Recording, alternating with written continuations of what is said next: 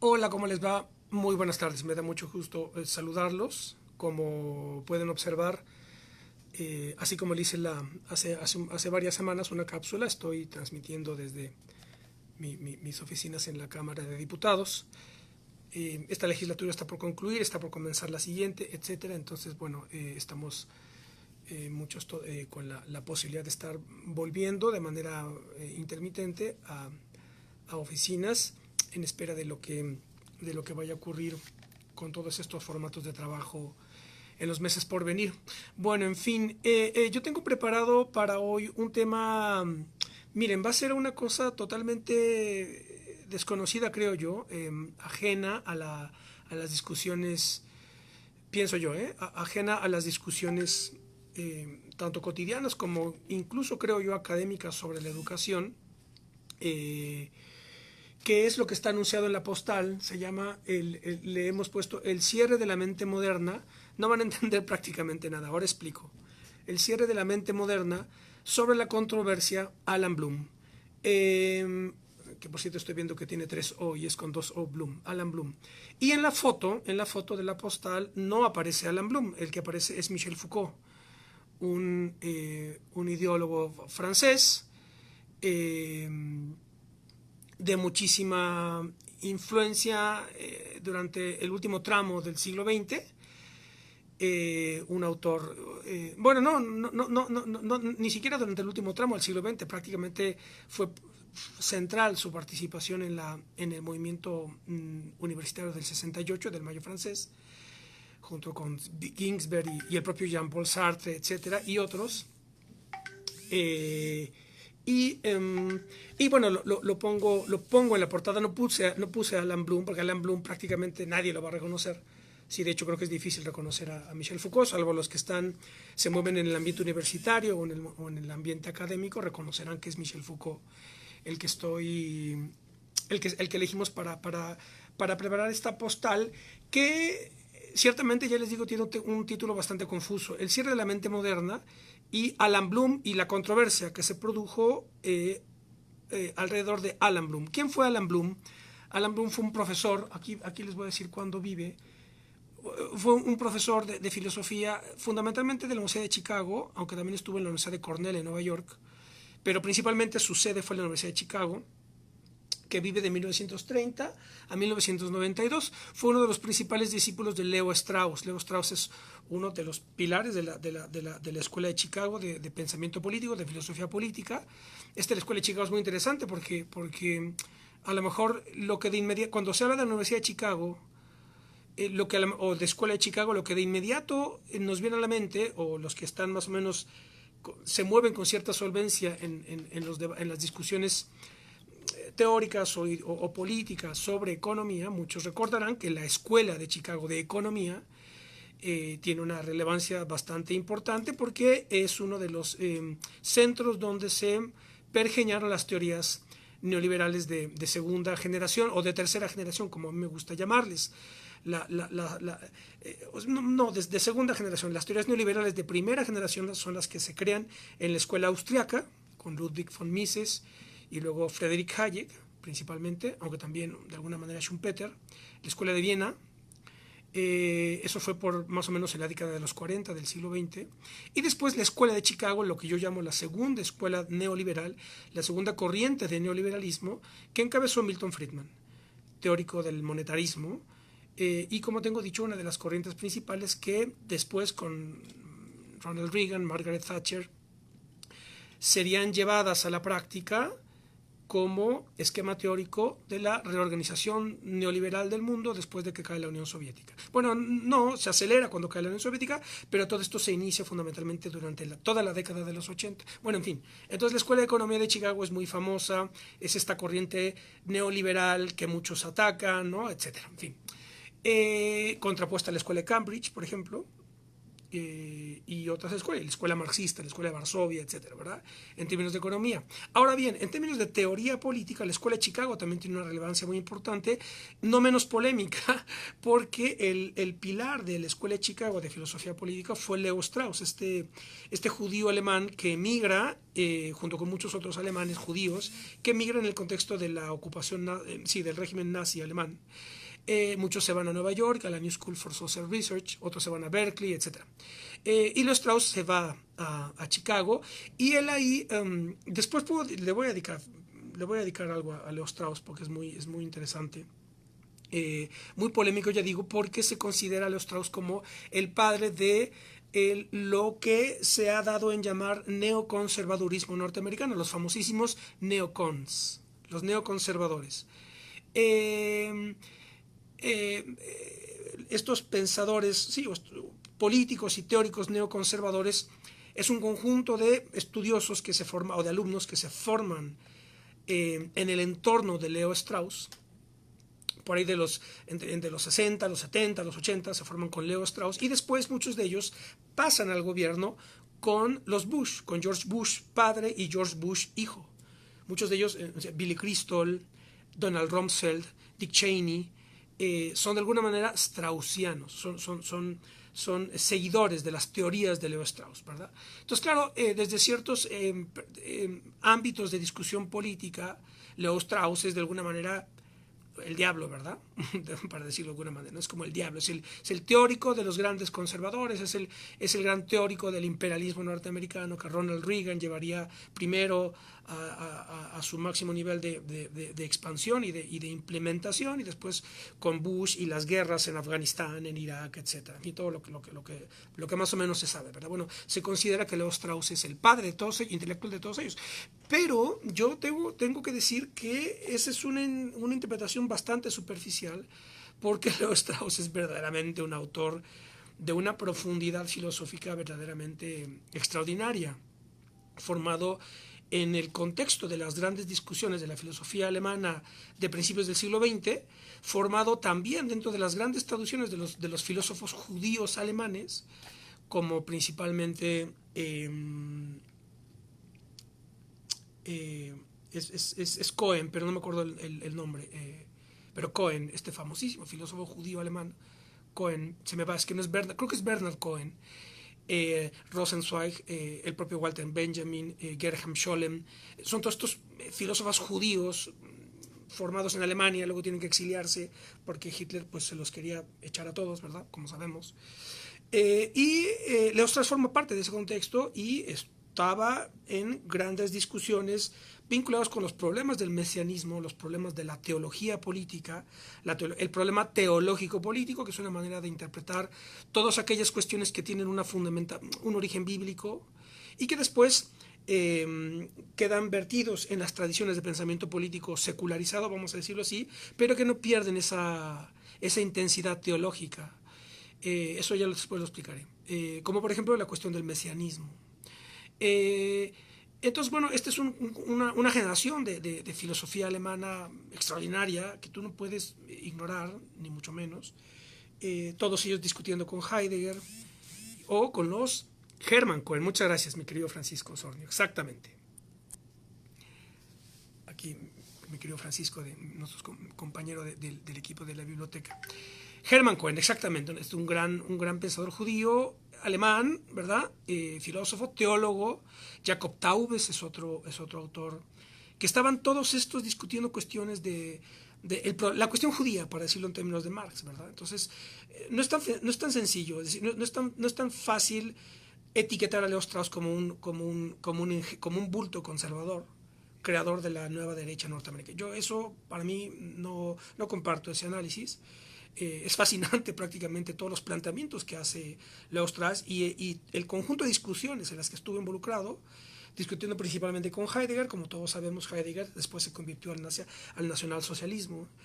Entonces, claro, es un periodo de la filosofía alemana pues verdaderamente importante, pero que con ese hilo judío pues remite a Spinoza, a Moses Mendelssohn, a Theodor Herzl, a todo el problema del Theodor Herzl y Moses Mendelssohn, creadores en el siglo XIX del sionismo, del nacionalismo judío, ¿verdad? Que después Hermann Cohen lo criticaba. Es una cosa extraordinaria. Hermann Cohen, él era crítico del sionismo, él siendo judío, pero es extraordinario esto. De hecho, lo acabo de leer hace poco. Me estoy leyendo la vida. Bueno, ya me estoy adelantando. Bueno, en fin, ya termino esto y paso al tema elegido. Pero les adelanto un poquitín porque me estoy leyendo una extraordinaria biografía de Leo Strauss, precisamente. Y en la que plantean cómo Hermann Cohen fue crítico del sionismo, entendiendo al sionismo como la corriente nacionalista judía que buscaba la creación del Estado de Israel, ¿verdad? Esto es una cosa. Con esto yo me meto en camisa de 11 varas, como pueden imaginar muchos, por todo el conflicto con Palestina, etc. Pero bueno, en fin, la filosofía de hecho trata de eso, ¿verdad? De meterse en problemas y encararlos de frente. Entonces, claro, Hermann Cohen es extraordinario. Dice, Hermann Cohen era crítico del sionismo desde un punto de vista, es decir, desde la perspectiva del problema teológico-político del mesianismo, entendiendo el mesianismo como este concepto que plantea, es un concepto central de la filosofía de la historia, el mesianismo, en virtud de la cual el Mesías, que es el que trae el mensaje, proyecta un horizonte de futuro para arrastrar a los pueblos, ¿verdad? El Mesías es el que trae el mensaje. ¿No? Son cuestiones teológicas, como se dan cuenta. El Mesías trae el mensaje y entonces ese mensaje implica la proyección de un horizonte en el futuro hacia el cual todos podemos dirigirnos. Y entonces el problema del mesianismo político está en el corazón de toda filosofía política occidental, sobre todo a partir del cristianismo y del judaísmo, desde luego.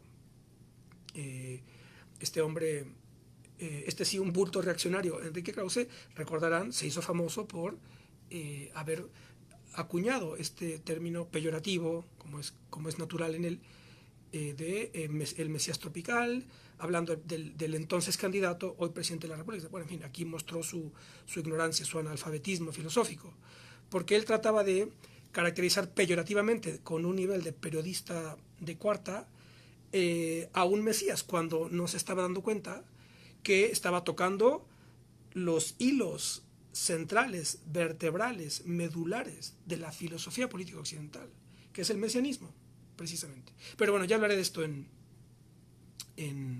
cuando hable de Leo Strauss, que ya me eché el compromiso. Entonces Hermann Cohen criticaba, fíjense ustedes, Hermann Cohen criticaba a los sionistas porque él decía que ellos lo que buscaban era ser felices. Extraordinario el planteamiento. Porque dice, claro, el mesianismo implica no necesariamente, es decir, ¿qué implica el mesianismo? El mesianismo implica sacrificio. Entonces, si tú buscas la felicidad hoy, aquí, pues no estás dispuesto a sacrificarte. Y el Mesías, el mesianismo, como un movimiento ideológico, implica sacrificio por lo que está en el futuro, ¿verdad? Extraordinario, eso está en la biografía que le acabo de leer y es un comentario, creo que está incluso en una nota a pie de página, que en una discusión Hermann Cohen dijo eso. Claro, no, es que los sionistas, siendo yo judío, los sionistas no entienden el mesianismo, quieren ser felices ahora y quieren por eso su Estado, pero el problema es el mesianismo judío como un problema mostrado en la historia para todos nosotros. Bueno, en fin, ok, en fin, ya no sé en qué voy. El hecho es que, Bloom, también judío, desde luego, se forma en el entorno de Leo Strauss en la Universidad de Chicago y después pasa a ser uno de los principales profesores de pensamiento social, de pensamiento político, de filosofía política, etc. Extraordinario. No publicó demasiado. Tiene este libro del que que lo he elegido como tema de hoy, y de hecho les voy a decir por qué lo elegí. Luego yo sin darme cuenta elijo temas muy complicados porque este libro yo comencé a leerlo hace, no sé, 7, 8 o 9 años. De hecho no lo tenía terminado, lo confieso, que es The Closing of the American Mind. Bueno, ya saben, estas ediciones un poco raras gringas, ¿verdad? Que son títulos, portadas un poco raras, pero bueno, en fin, The Closing of the American Mind. Este libro yo ya lo he mencionado cuando he hecho otras cápsulas sobre, me acuerdo cuando hablé sobre el 68, que tiene mucho, eso tiene que ver con el 68 y con Foucault. El 68, y cuando hice esto de la decadencia del 60, el movimiento del 68 y la decadencia de Occidente. Luego hice otra cápsula, creo que sobre el ciudadano impecable e implacable, algo así, ¿se acuerdan? Y entonces ahí siempre decía, claro, es que porque Alan Bloom, no sé si se acuerdan, que yo lo mencionaba. Pero en todo caso recordé, digo, me volvió al radar el libro, que lo tenía aquí en mi biblioteca, me volvió al radar porque encontré en una librería de viejo que ahora estoy visitando mucho ahí en la Roma, digo en la Condesa, encontré la traducción que saca Plasígenes. Qué curioso, primera cuestión, ¿verdad? Primera cuestión interesantísima. ¿Por qué los traductores, a ver quién hizo la traducción? No lo conozco. Traducción de Adolfo Martín. La primera edición es del 89 y el original es de 1987, cuando estaba cayendo la Unión Soviética.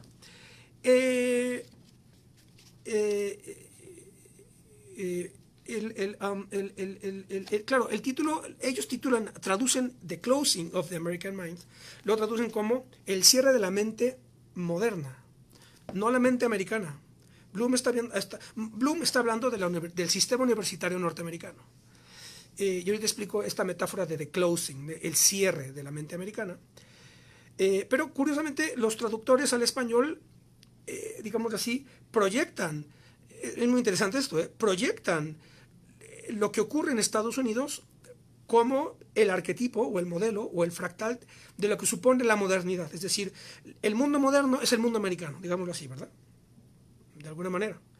Que no es tan errado, no es tan errado la traducción, es un poco forzada, pero bueno, porque esto ya nos mete a discutir la cuestión de la modernidad, que es otra cuestión filosófica, que aquí ya, si de por sí me la paso abriendo paréntesis y luego no sé cómo cerrarlos, ya mejor no trato, pero después podría hablar de esto.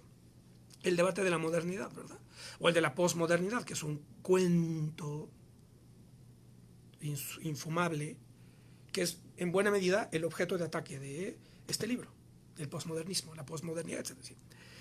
Entonces, claro, primera cuestión, ¿no? Que los traductores dicen, claro, es el cierre de la mente americana, pero en realidad la mente americana o el mundo americano, la sociedad americana, lo que quieran, norteamericana, entendemos, porque nosotros no somos americanos, es la cuestión, pero bueno, en fin, se entiende que ya están hablando de Estados Unidos.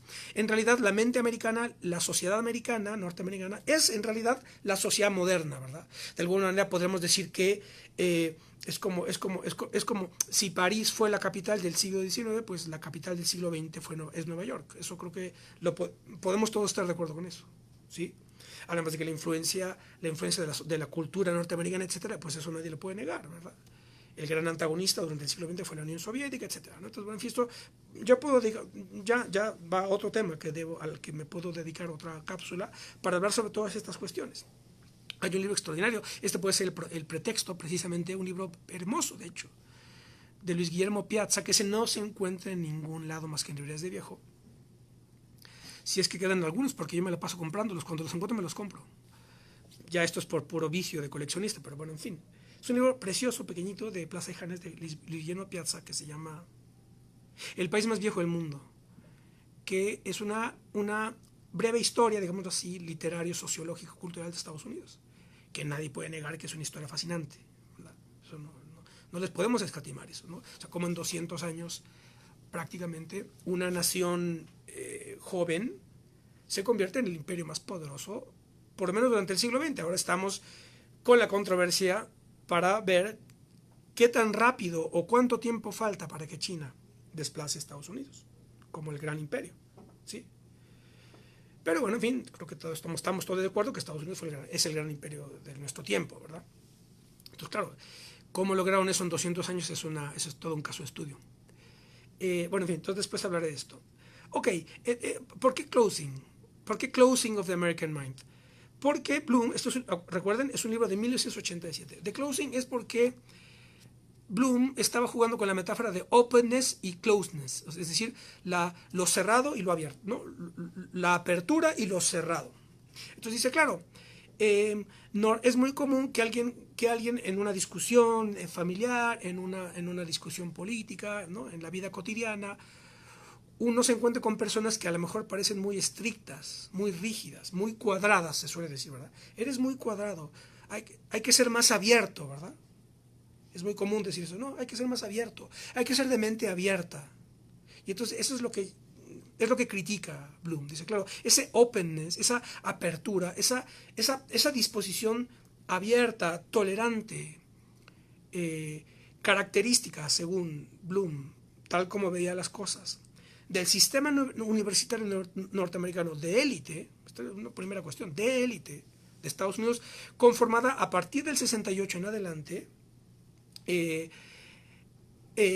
entró en un proceso de transformación ideológica en donde la openness, la apertura, la tolerancia, la apertura a la diversidad, ¿verdad? El no rigor, el no ser cuadrado, ¿sí? ¿Sí me entienden? Toda esta forma de pensar, esta mente americana, esta mente moderna, dirían los traductores, ¿sí? Está caracterizada por la apertura, la tolerancia, etc. Entonces dice Bloom, claro, lo que ha hecho la universidad norteamericana de élite en este segundo tramo del siglo XX es cerrar, por afán de estar abriéndoles las mentes a través de la tolerancia, ¿verdad? No digo el término clave que ahorita quiero decirlo, la tolerancia, la apertura, etc. Lo que han hecho es, lejos de expandir y permitir que crezca la mente, se entiende, el entendimiento, ¿verdad? La capacidad de sindéresis, la capacidad de discernimiento, la capacidad de juzgar, etcétera, de generaciones enteras de estudiantes norteamericanos, lo único que han hecho es cerrarles la cabeza. The closing of the American mind, el cierre de la mente moderna. ¿Cuál es el concepto del que habla Bloom? El relativismo.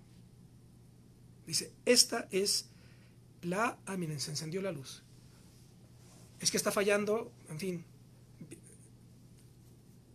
gajes del oficio. Está fallando aquí unas lámparas de la oficina y ahora sí que cuando dije el concepto se iluminó, ¿verdad? El estudio. Claro, el relativismo. Entonces Bloom dice, el gran problema de la cultura universitaria de élite norteamericana es el relativismo. ¿Por qué? Porque el relativismo lo que hace es suspender o desactivar la capacidad de que un individuo pueda decidir sobre su conducta. ¿Por qué? Pues porque el relativismo supone que no hay ningún criterio absoluto, ¿no? El relativismo se opone a lo absoluto. ¿Y entonces qué? Lo absoluto, ¿qué sería? Lo cerrado, lo riguroso, lo cuadrado, etcétera, ¿verdad? Y lo relativo es lo abierto, el openness. Entonces, claro, lo que va señalando Bloom es que el relativismo entra por vía de distintas teorías, sobre todo europeas, principalmente francesas, particularmente Michel Foucault y Derrida, Jacques Derrida, Foucault y Derrida. Aunque yo también, aquí luego se ponen, es la escuela francesa y la escuela alemana, la escuela alemana, concretamente la escuela de Frankfurt. Porque a través de la idea de la crítica, la teoría crítica, ¿no? la famosa, claro, es que luego estas son cosas muy, muy teóricas que tampoco quiero aquí ponerme indigesto y hablar con lenguaje o con referencias que solamente los que están metidos en esto lo conocen. Pero bueno, en fin. Resumiendo mucho, digamos, es una influencia de corrientes francesas o alemanas de la segunda mitad del siglo XX, sobre todo que cobran mucha fuerza después del 68, que emigran a Estados Unidos y que son recibidas en los departamentos de humanidades, de ciencias sociales o de letras. Y son corrientes teóricas como, perdonen el término, el postestructuralismo, la teoría crítica de la escuela de Frankfurt, de cuya combinación se produjo lo que se conoce como el postmodernismo. Todo este conjunto de teorías, lo único que fueron planteando es que el saber, los saberes son relativos. ¿Son relativos a qué? A sus contextos históricos de origen, ¿verdad? Lo cual desde una perspectiva tiene un grado de verdad. Es decir, tú no entiendes, es decir, para comprender, dicho de otra manera, no para comprender, es evidente que la física de Newton, por ejemplo, del siglo XVII, es evidente que tiene un contexto en el cual surge, ¿verdad? Entonces, el relativismo es una suerte de abuso de este criterio metodológico verdadero, que es el hecho de que toda toda entidad, toda posición política, toda idea, todo sistema cultural tiene un contexto. Y ese contexto es el que te permite comprenderlo. Eso ahí todos de acuerdo. Todos de acuerdo. El problema es que el relativismo lleva al extremo esa metodología y dice, claro, como toda saber, toda posición, toda teoría tiene un contexto, solamente la explicas por ese contexto. Y nada más. Es decir, si tú la sacas de contexto no tiene ninguna validez. Es la cuestión. ¿Cuál es el problema que entra aquí en entredicho? Que cuando tú retiras la validez de algo, cuando lo sacas de su contexto, impides que sea posible de hablar cuestiones universales. Es decir, no hay valores universales que apliquen aquí y ahora y para todos. No hay. Todo depende siempre del contexto. Claro, ese es un problema tremendo, que aquí yo no me puedo extender porque esto implica cuestiones de tipo ontológico, filosófico, antropológico. ¿Por qué? Pues porque lo que dice Bloom y muchos otros es que la estabilidad de una sociedad solamente se puede sostener cuando la sociedad de referencia coincide de alguna manera en torno de ciertos valores fundamentales de carácter universal que nadie puede poner en duda. Si tú los empiezas a poner en duda, entonces todo el edificio de la sociedad empieza a desmoronarse. Y entonces todo vale, digámoslo así. Esa es la consecuencia del relativismo. El relativismo te plantea que todos los saberes son relativos, no hay una verdad absoluta, todo vale. Claro, si esa es la cuestión, entonces todo es válido. Y si todo es válido, pues ya no tienes, nada importa, ¿no? Si todo vale, entonces nada importa, es la cuestión. Si todo vale, entonces nada importa. No sé si me están siguiendo, porque es un desarrollo muy sutil el que va a decir. Y además, se supone que este es un libro de divulgación, no es un libro académico, pero tiene una profundidad tremenda en el desarrollo. En el prólogo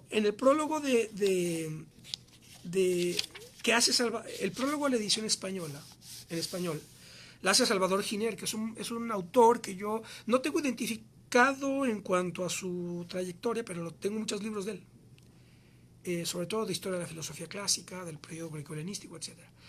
Y él hace la presentación o el prólogo para la edición española, y él hace planteamientos interesantes, porque al margen no al margen, como complemento de esta cuestión que está planteando Bloom, en torno del problema del relativismo, cuando se introduce como dispositivo fundamental para organizar todo un sistema educativo, ahí entramos a cuestiones mucho más generales que tienen que ver con el papel de la educación, lo que es exigible a la educación y lo que es dable exigirle a la educación en sociedades de masas, democráticas y tecnológicas como aquella en la que vivimos en la actualidad. Entonces, Salvador Giner señala varias cosas importantes. Él dice que hay una suerte de hipertrofia, de una exageración de expectativas y demandas a las que está sometida la educación. Es una cosa muy interesante que dice Salvador Giner.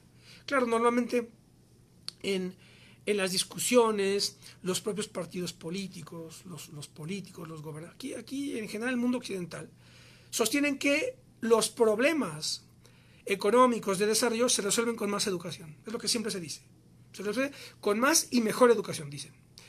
Claro, el problema es el contenido de esa educación. Entonces, prácticamente cuando se dice, no, esto se resuelve con una mejor educación, no se resuelve demasiado. Porque tendrías que decir cuál es el criterio para decir que es mejor. Ese es el asunto. Es decir, ¿es mejor una educación que relativiza todo? Que pone en tela de juicio cualquier valor universal y que entonces todo ahora obedece al contexto racial, de género o sexual o de clase, del conocimiento en cuestión. Eso es lo que da.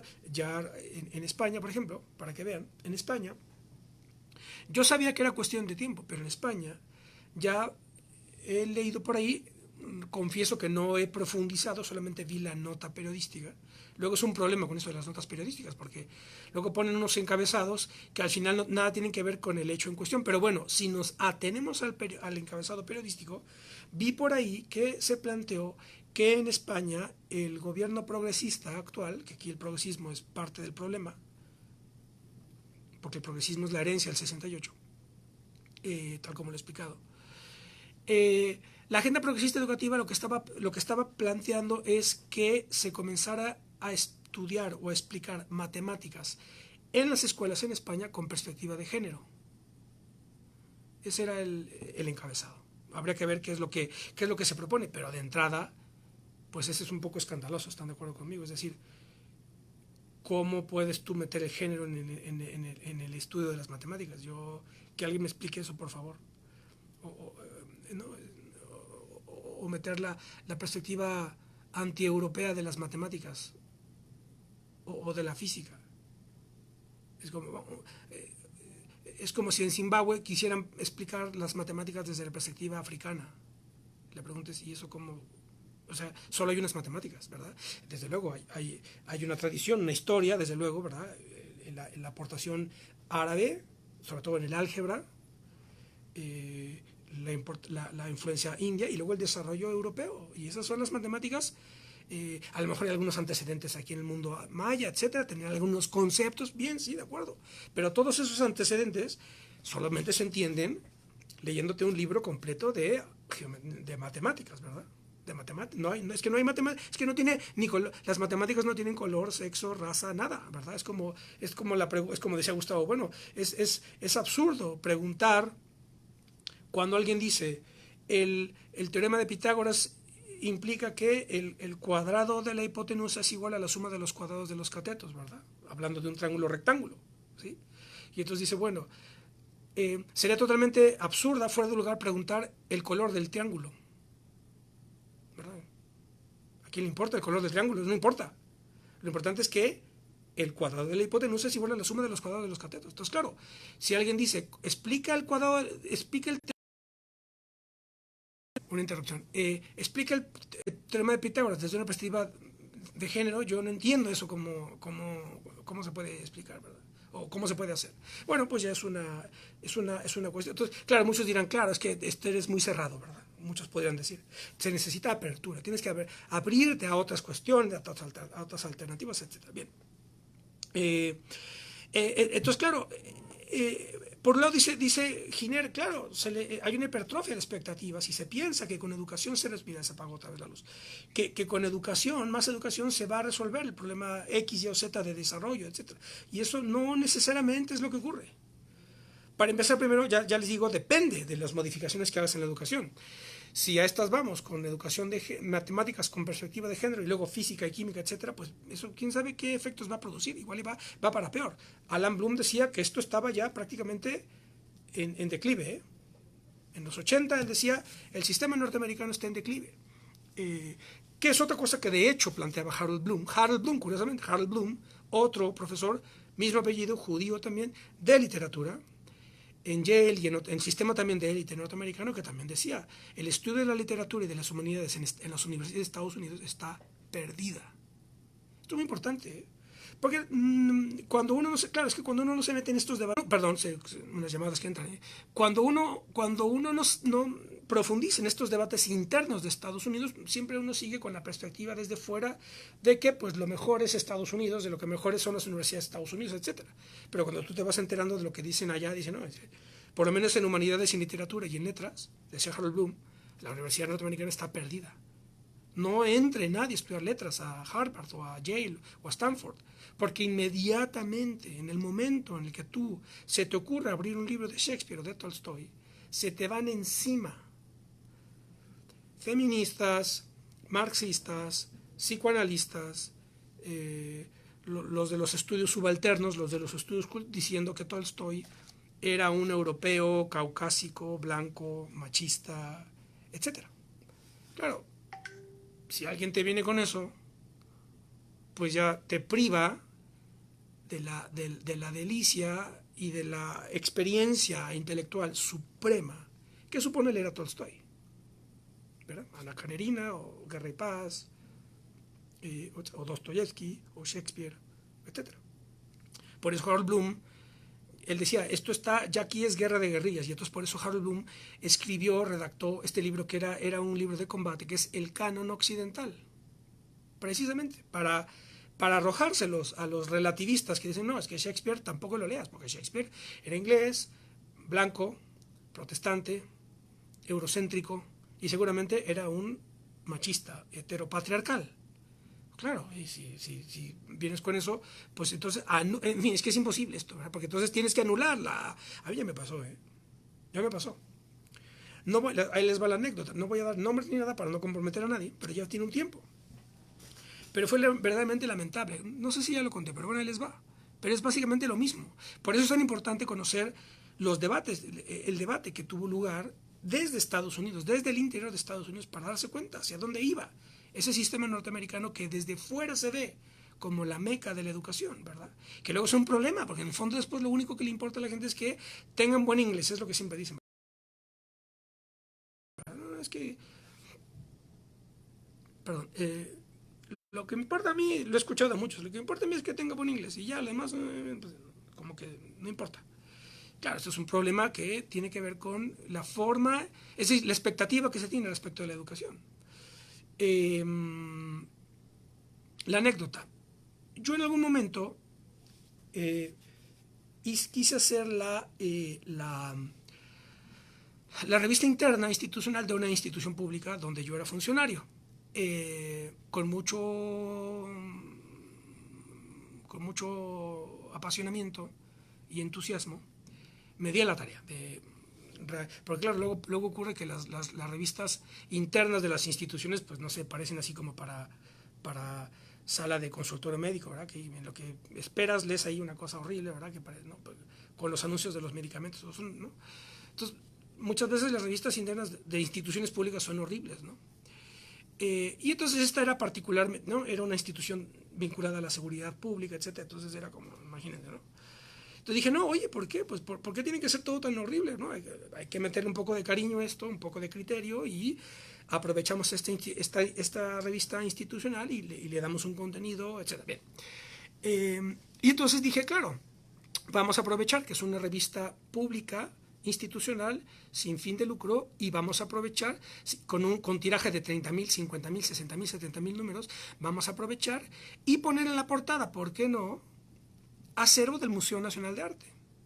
No hay fin de lucro, es interinstitucional, entonces no hay problema, ¿verdad? ¿Para qué el Museo Nacional de Arte nos dé óleos, ¿no? Reproducciones de óleos que yo fui a seleccionar? Me sentía ahí André Malraux, ¿verdad? Quiero este.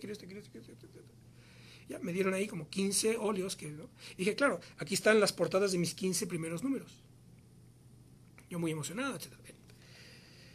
Hicimos el primer número porque resulta, en cuya portada estaba, sépase que mi pintor predilecto es Ángel Zárraga. Este pintor contemporáneo, creo que era un poquito mayor que Vasconcelos, pero es contemporáneo de ellos, que es totalmente alejado del muralismo nacionalista, etcétera, ¿no? Es como el muralismo, está Manuel Rodríguez Lozano, por un lado, que también como que se aleja de esa perspectiva, y Ángel Zárraga, que era para mí extraordinario. Visiten luego el Munal y vean la obra de Zárraga, y hace como 3-4 años hubo una exposición extraordinaria que disfruté muchísimo en Bellas Artes. Bien, entonces claro, el óleo que más me gusta de Ángel Zárraga es el exvoto de San Sebastián. Ahora mismo pueden buscarlo en internet y verán la belleza de ese cuadro. Pero ocurre que el exvoto, pues sale un San Sebastián, ¿verdad? Muy delgado, con el cuerpo semidesnudo, solamente tiene ropa interior, y está agachada una mujer y está inclinando la cabeza, ¿sí? Arrodillada, ¿sí? En un gesto de plegaria ante San Sebastián. Un retrato bellísimo. Véanlo ahora si quieren, o cuando acabemos esto, véanlo. Y ya me dirán qué les parece. A mí me parece bellísimo ese cuadro. Bueno, pues ahí me tienen, que fui a presentar el número de la revista ante un comité ahí, ¿no?, de la institución en cuestión, que tenían que dictaminar, aprobar muchas cosas, entre ellas la revista institucional. Entonces ya todo bien, etcétera. Estaba a punto de votarse cuando levantó la mano la persona que estaba encargada de, pues, creo que esto de, sí, creo que era equidad de género, o la unidad de equidad de género, ¿no?, que ahora en cada institución hay. Entonces alzó la mano y entonces así dijo, no voy a dar nombres, nada, pues es lo que me ocurrió. Dijo, pues yo no sé nada de arte. Primera cuestión. Que yo no importa el contenido. no importa el contenido, sino el contexto o la ideología implícita. Y entonces dice, pues yo no sé nada de arte, pero yo veo aquí en este cuadro una actitud de sumisión de la mujer que atenta contra sus derechos, no sé qué, tal y cual. Y entonces yo, pues, sudé frío, ¿verdad? Me quedé en blanco. Y ese argumento canceló ese número y al final ya no se hizo nada, etcétera, ¿verdad? Entonces yo creo que yo le respondí, le dije, bueno, en fin, es un cuadro de 1912. No, a lo mejor hoy, si alguien vuelve a pintar eso, a lo mejor no haría ese cuadro, esa composición, ¿verdad? Pero es un óleo de 1900 de Ángel Zárraga, uno de los grandes artistas que ha dado México, que prácticamente vivió toda su vida en Europa, ¿verdad? Y entonces creo que dijo, bueno, sí, pues lo que quieras, pero no, pero eso va en contra de, dices, claro, sí. Y entonces, en fin de la anécdota. Este es un problema tremendo, fruto de la idea de que no, en este caso no tanto el relativismo, sino la idea de meter la ideología para el análisis de una obra de arte determinada. ¿Por qué, señores? Porque si tú utilizas ese criterio, por ejemplo, este criterio concreto de la igualdad de género, para analizar el arte, tienes que eliminar prácticamente el 80% de la obra artística occidental. Prácticamente. ¿Y qué hacemos? Vamos al museo y decimos, todos los óleos que hay en donde la mujer esté en una posición de sumisión, se retiran. O se ponen o ¿cuál es la idea? ¿Cuál es la idea? Entonces, claro, tú pones un criterio ideológico y para rechazar un contenido artístico determinado que a lo mejor, ahora sí, ¿verdad? Contextualmente dices, oye, este es un óleo del siglo XVIII, pues hay que comprender, etcétera, ¿verdad? Pero no porque en ese contexto se explique, eso supone que hoy tengamos que eliminarlo, porque precisamente en mantenerlo, así haya tenido, según su contexto, un contenido denigrante de la mujer, para utilizar el argumento, aún así vale la pena mantenerlo para poder nosotros tener el contraste, es la cuestión. O sea, yo no estoy diciendo que viva la denigración de la mujer, no, en absoluto, en absoluto. En absoluto, ¿verdad? De hecho, yo sostengo que prácticamente todos somos feministas de segunda generación, es lo que yo sostengo. ¿No? Mi generación, todo, ya. Bien. O sea, no es esto, no es que yo esté en contra de los derechos de la mujer, soy el primero que los defiende. Pero el asunto es que si tú, volvemos a eso, si tú metes ese criterio, entonces eliminas el 80% de la historia del arte por razones ideológicas. Y entonces ahí, ¿qué ocurre? Pues ¿qué es lo que ocurre? Le cierras la mente a la gente. The Closing of the American Mind, para utilizar la metáfora que utiliza Bloom para su libro, ¿verdad? Le cierras la mente. Entonces, no, eso no lo veas, no lo veas, ¿por qué? Porque denigra a la mujer.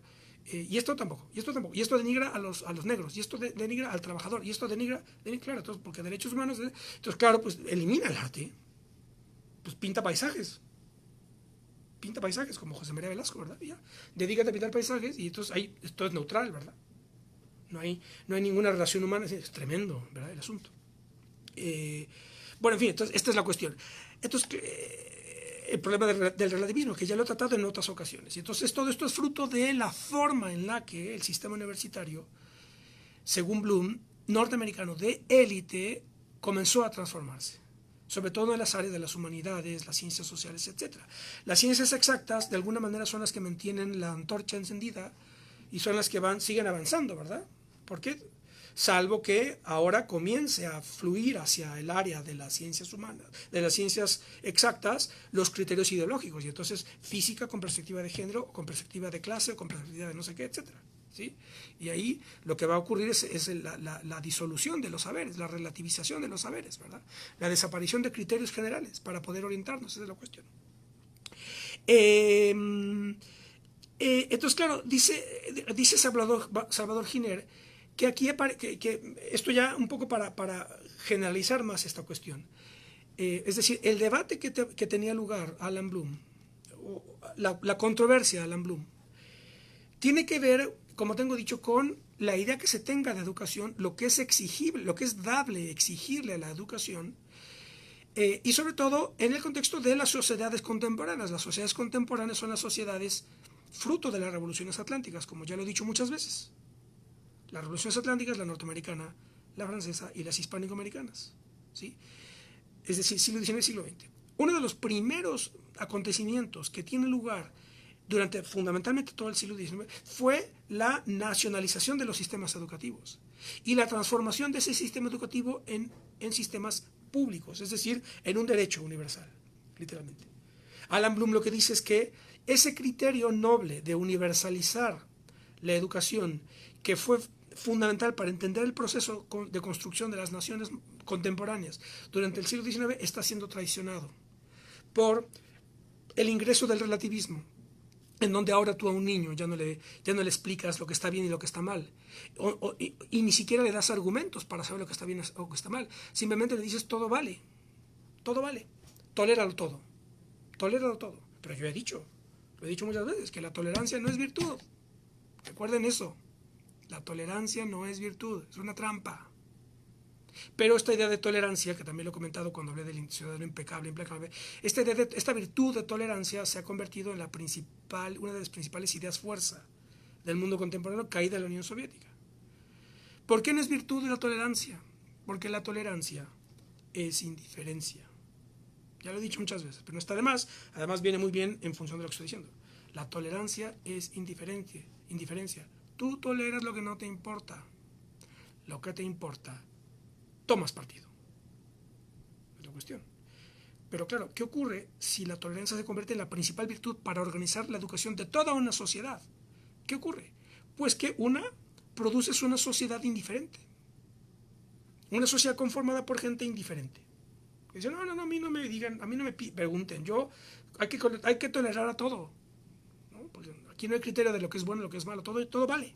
Y cada quien lo suyo. Claro, con ese argumento, cuando lo haces global, integral, generas una sociedad conformada por individuos aislados, indiferentes los unos de los otros, sin posibilidad de hablar, de hecho. Porque como no hay criterio, es la cuestión. Entonces, claro, ese es el contexto histórico en el que la educación aparece como un proceso fundamental para comprender la vida contemporánea, la vida de las naciones. Y entonces Salvador Giner dice, claro, ¿cuáles son las dos principales exigencias que hoy someten a los sistemas educativos en Occidente? Y que son dos exigencias contradictorias. La exigencia de la igualdad, ¿no? es lo que estoy diciendo, ¿verdad? La educación se convierte en un bien público, digámoslo así, un sistema público, ¿verdad? Todos tienen, en México, el artículo 123, perdón, sí, el 123, ¿verdad? No, el tercero, no me acuerdo, qué mal. En fin, el artículo dedicado a la educación, ¿cuáles son los artículos fundamentales de la Constitución? El tercero, el 27 y el 123. Creo que es el tercero el de la educación. No es el tercero, porque el tercero no, es el 123. Claro, es una garantía del mexicano el acceso a la educación pública. Es decir, el gobierno, como módulo fundamental del Estado, tiene que dar educación pública, gratuita, a todos los miembros de la sociedad durante un tramo. Si no recuerdo mal, secundaria, me parece obligatorio. Secundaria obligatoria. Pública, sin cobrar. Entonces, primera exigencia. Esto supone ya una cuestión de tipo organizativo y de capacidad para dar esa educación pública cuando las sociedades van creciendo. Y la otra exigencia es la de la distinción, y es contradictorio con la igualdad. Es decir, la educación, el sistema educativo, ¿qué es lo que dice Giner? La igualdad obedece al principio democrático. La distinción en educación obedece al principio aristocrático, en el sentido de aristocracia de los mejores. Aristos, lo mejor, ¿sí? La aristocracia es lo que tiene que ver con lo mejor, con los mejores. Entonces, claro, la igualdad, es decir, educación pública para todos, y la distinción ¿qué significa la distinción? Que el sistema educativo lo que va haciendo es filtrando aquellos que tienen aptitudes y capacidades de aquellos que no las tienen. Para eso es el sistema de calificaciones, ¿verdad? Literalmente. Los que tienen todo el tiempo 10, los que tienen promedio 10, se destacan, se distinguen, son los mejores. Y esos son los que van primero. Esos son los que tienen más oportunidades, etcétera, frente a los que sacan 6, 7, 5 y o reprueban y reprueban y reprueban. Es una obviedad lo que estoy diciendo, ¿verdad? El sistema de calificaciones. Claro, lo que está ocurriendo es que otra vez se está poniendo en entredicho la idoneidad de los sistemas de calificación. Y esto lo digo confesando que yo como profesor soy bastante malo. Soy bastante malo para calificar, pero bueno, es que entiéndame un poquito. Es decir, yo me dedico fundamentalmente a las áreas de humanidades, precisamente de historia, filosofía, etc. Entonces, claro, ¿cómo calificas un ensayo sobre la Revolución Mexicana? ¿Cómo lo cuantificas, etcétera? Entonces yo siempre he sido muy malo. Además que yo no he tenido una formación pedagógica rigurosa. Yo soy... Mi experiencia docente es hecha de manera individual, ¿no? Por libre, digámoslo así. Que es muy interesante, es decir, yo llegué a Alan Bloom, por ejemplo, para hablar de todas estas cuestiones, no porque yo tenga una formación educativa individualmente impecable, etcétera, rigurosa, estricta, etcétera, modelo lo que quieran. No, para nada, para nada. Yo soy el resultado de una educación totalmente irregular en el sentido de primaria pública, secundaria preparatoria y universidad privadas. Secundaria preparatoria, para no comprometer a nadie, sin dar los nombres, en escuelas totalmente, en fin, de mi barrio, ¿no? Sin ninguna complicación, y una universidad privada que siempre sí está en el ranking en la lista, ¿no? De las principales de México, pero una formación totalmente irregular, ¿no? No vengo de una escuela de élite ni nada, ni tengo una infancia formado en una escuela privada de élite, yo vengo de escuela pública, ¿verdad? Y a mucha honra. Entonces, claro, todas estas cuestiones que yo llevo aquí, ¿cuánto llevamos? Un año y medio, creo, ¿verdad? Yo hablándoles, en realidad es el resultado de mi interés por el estudio individual, lo cual tiene muchas implicaciones, ¿eh?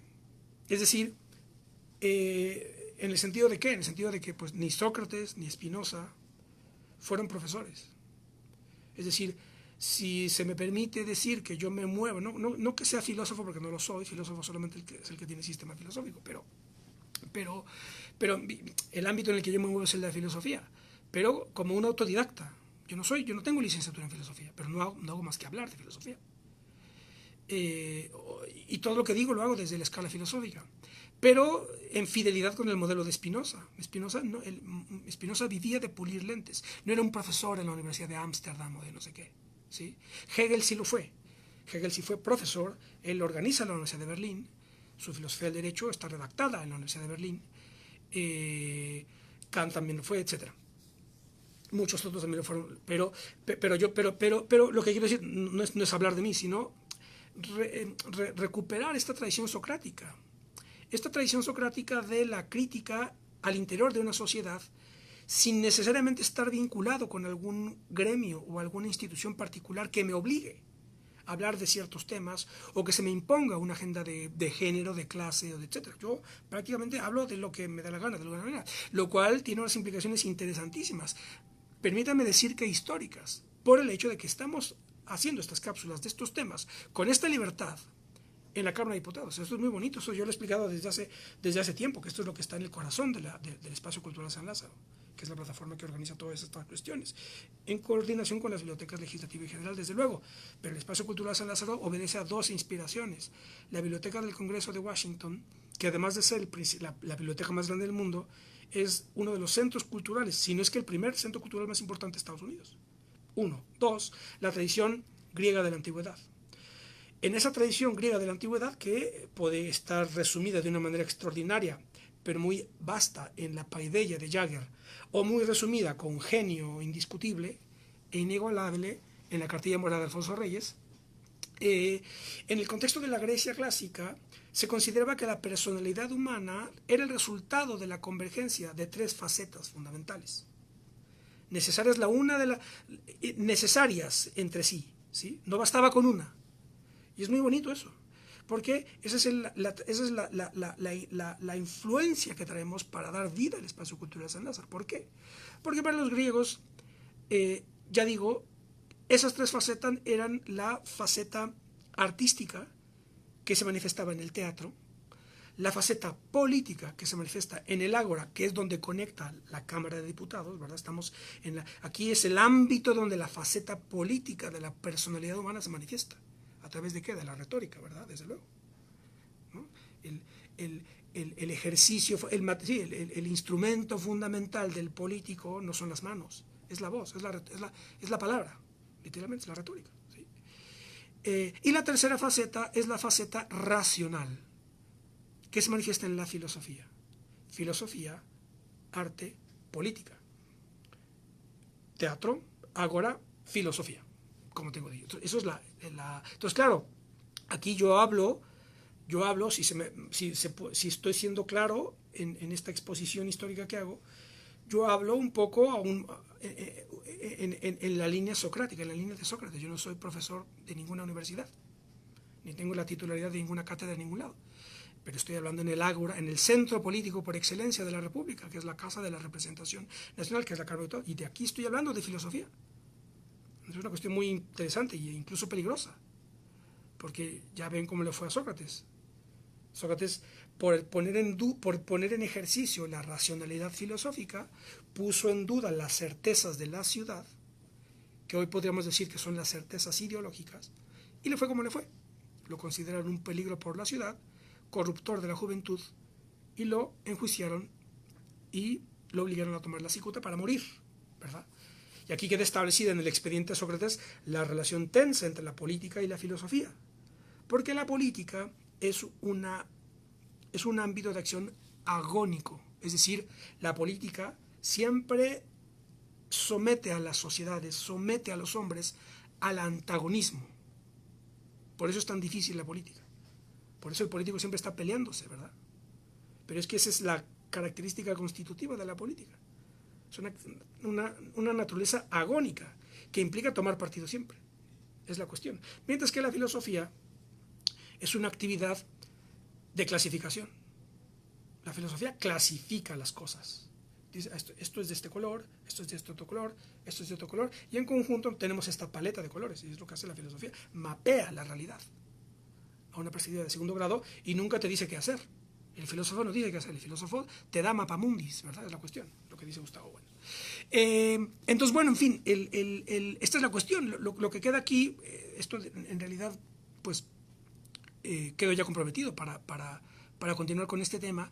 Ya quedé comprometido para hablar de Leo Strauss y de otro que ya se me olvidó, pero queda otro tema que también quisiera tratar, que es algo que ya estuvo planteado por Vasconcelos, es decir, todo este reclamo de Alan Bloom de 1987 ya estaba planteado por Vasconcelos alrededor de 1935, cuando publica De Robinson a Odiseo, que es su filosofía pedagógica o su pedagogía estructurativa, como él decía. Es un libro precioso, a mi modo de ver, que yo recomiendo muchísimo a todo profesor que lo lea. Pero es triste que nadie lo reconoce, etcétera, porque ahora en el ámbito de la educación y la pedagogía lo que importa son las metodologías, etcétera, ¿verdad? La pura metodología, el método, pero no el contenido, es la cuestión. Pero bueno, en fin, pues así está el mundo. Pero bueno, yo me comprometo a hablarles de Robinson a Odiseo, porque en esto de Robinson a Odiseo, Vasconcelos jugaba con la figura de Robinson Crusoe, ¿verdad?, de Daniel Defoe, esta novela tan importante del siglo XIX, y Odiseo, que remite al Odiseo de la Odisea homérica, el mundo. ¿Y qué quería explicar?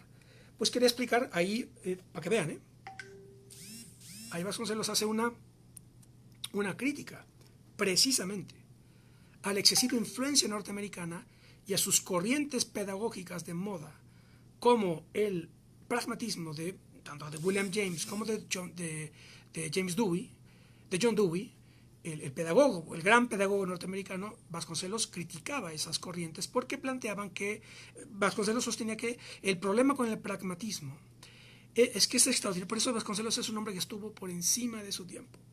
Y él vio, es extraordinario, ¿se dan cuenta?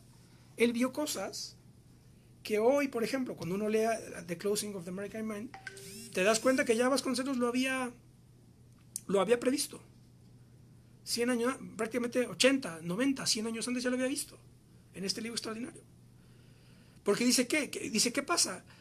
el sistema, la mente norteamericana, para utilizar la terminología de la mente norteamericana es una mente pragmática, pragmatista, de Robinsones, decía Vasconcelos. En el sentido de que el sistema educativo lo único que hace es darle herramientas técnicas a los jóvenes, a los niños, a los educandos para resolver problemas, lo cual está muy bien, ¿verdad? Decía, no, nadie niega que hay que resolver los problemas, de acuerdísimo, pero el problema es que la educación solamente se reduzca a eso, que la educación solamente se reduzca a enseñarles técnicas para resolver problemas a los niños. ¿Por qué? Porque si solamente les das eso, pierden profundidad, pierden perspectiva, pierden un enfoque histórico de su existencia. ¿Y qué es lo que te da esa profundidad, esa perspectiva? Pues la historia, lo clásico, los estudios clásicos, el mundo antiguo. Que eso yo dediqué 2 cápsulas a esto. Dediqué una a los estudios clásicos y otra a Luciano Cánfora, uno de mis, que es mi Polibio, ¿verdad? Mi Platón o mi Aristóteles es Gustavo Bueno y mi Polibio es Luciano Cánfora, uno de los grandes clasicistas del mundo de la actualidad. Luciano Cánfora tendrá 70 años, 75. ¿Qué es lo que nos da el mundo antiguo? Es como leer a Arnaldo Momigliano, que es una cosa extraordinaria, ¿verdad? Que te va explicando cómo funcionaba el mundo helenístico, las relaciones entre el mundo judío y el ateniense, y en su contacto con el mundo romano, etc. Y uno dice, bueno, ¿y eso para mí, para qué diablos me sirve? Es decir, ¿para qué, si yo quiero poner mi negocio, o lo que sea, o yo quiero subir de puesto, ¿para qué me sirve a mí, verdad? El mundo antiguo. O el mundo medieval, para los efectos, ¿verdad? ¿Qué me sirve a mí eso? O Alfonso Reyes, miren, que está aquí atrás. ¿Para qué me sirve Alfonso Reyes con los estudios atenienses de Alfonso? ¿Para qué sirve eso? Es lo que te da perspectiva, te da profundidad. Y entonces, esa profundidad lo que te permite comprender es que tu trayectoria individual está incrustada en trayectorias generacionales. Y esa trayectoria generacional te da aliento. Te da aliento. Y el aliento es lo que te da respiro. Una cierta certidumbre de saber dónde estás pisando, hacia dónde va moviéndose generacionalmente el mundo. Esa es la cuestión. Es lo que te da la historia, esa perspectiva. Te da profundidad y por tanto te da severidad. Ese es el asunto. Que esto nos remite otra vez a la cuestión que yo planteaba de Hermann Cohen, ¿se acuerdan? Cuando Hermann Cohen decía, no, es que los nacionalistas judíos lo que quieren es, aquí y ahora quieren su Estado. El problema es que ellos quieren ser felices. Pero cuando lo ves desde la perspectiva del mesianismo, no. El mesianismo implica sacrificio. Pero tú sacrificas para arrastrar a un pueblo y llevarlo y conducirlo. Ese es el asunto, ¿verdad? Problema tremendo, extraordinario y fascinante de filosofía política. Bueno, pues esto es lo que yo tenía pensado para hoy. Como ven, es un libro, en fin, es un libro prácticamente inencontrable, salvo que lo quieran pedir en internet, en las empresas que venden libros. Y la edición en español también es muy difícil encontrarla. Yo iba mucho tiempo buscando a ver cuándo la encontraba y al fin la encontré, y por eso decidí elegir el tema. Entonces, yo aquí lo voy a dejar. Espero haber sido más o menos de utilidad, pero dejo abierta o dejo sobre la mesa el problema de la educación para dedicarle varias cápsulas a esto. Así que después vamos a ver cuándo, de Leo Strauss, que queda pendiente, y que es una cosa también muy, muy de especialistas, pero bueno, en fin.